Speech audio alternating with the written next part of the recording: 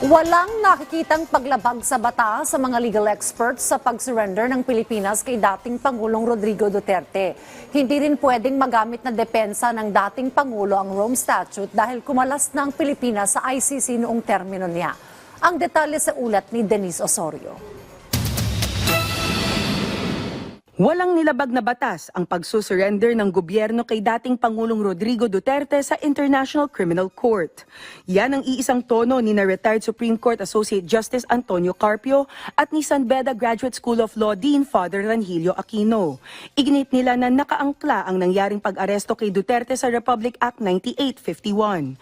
Ito ang Philippine Act on Crimes Against International Humanitarian Law, Genocide, and Other Crimes Against Humanity. May batas na nagsasabi sa atin, Philippine Law, Section 17 of Republic Act 9851, the government has the option to surrender. Sinurrender nila. So that has authority of law. May batas na allowing them to surrender. Nakasaad sa Republic Act 9851 na maaaring hindi na ipagpatuloy ng mga otoridad sa Pilipinas ang investigasyon o paglilitis sa isang krimen kung may ibang hukuman o international tribunal nang lumilitis nito. Paliwanag din ni Father Aquino, pawang isang opinyon lang ang pagsabing legally flawed ang ginawang pag-aresto sa dating Pangulo. Dahil kung may mali sa pag-aresto ay dapat pinagbigyan ng Korte Suprema ang hinihinging Temporary Restraining Order o TRO ni Digong.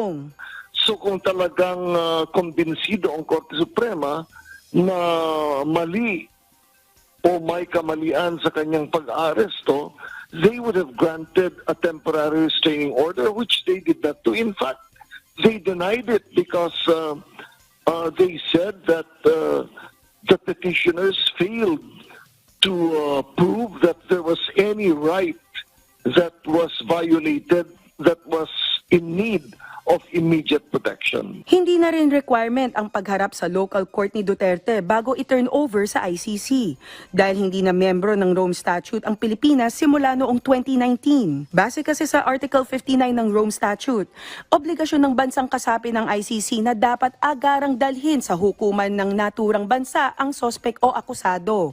Ito'y para matukoy kung tama ang pag-aresto at nirerespeto ang kanyang mga karapatan.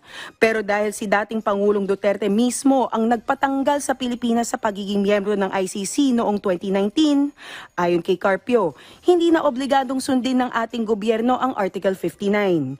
Hindi na rin niya magagamit ang Rome Statute bilang argumento o para sa kanyang benepisyo. Dagdag pa ni Carpio, posibleng sumunod na mangyari ang pag-aresto kina Senator Bato de la Rosa at dating PNP Chief Oscar Albayade na parehong pinangalanan sa charge sheet ni Duterte. Yes, yung ginamit against Duterte, pwede rin gamitin against the others, no? Pwede rin gamitin dahil yung batas na yon, Republic Act 9851, applies also to the rest of those who may be issued warrants of arrest by the ICC. Malabo rin daw makakuha si Bato ng proteksyon sa Senado. The provision of Article 6 is that a member of Congress is immune from arrest only while a session is going on and when the crime is punishable by not more than 6 years. So kung nahihigit ng 6 years ang parusa and crimes against humanity under Republic Act 9851 are punishable by more than 6 years, the Senate cannot protect him from arrest. Binigyang diin din ng mga eksperto na malabong makapagpiyansa si Duterte. Hindi kasi siya voluntaryong sumuko. Malimit din pinagbibigyan ng temporary liberty ang mga inaresto dahil sa crimes against humanity. Dagdag pa dito, isang flight risk ang dating Pangulo. Ibig sabihin, posibleng hindi na bumalik sa ICC kapag pinatawag muli para lumitaw sa hearing. Denise Osorio para sa Pambansang TV sa Bagong Pilipinas.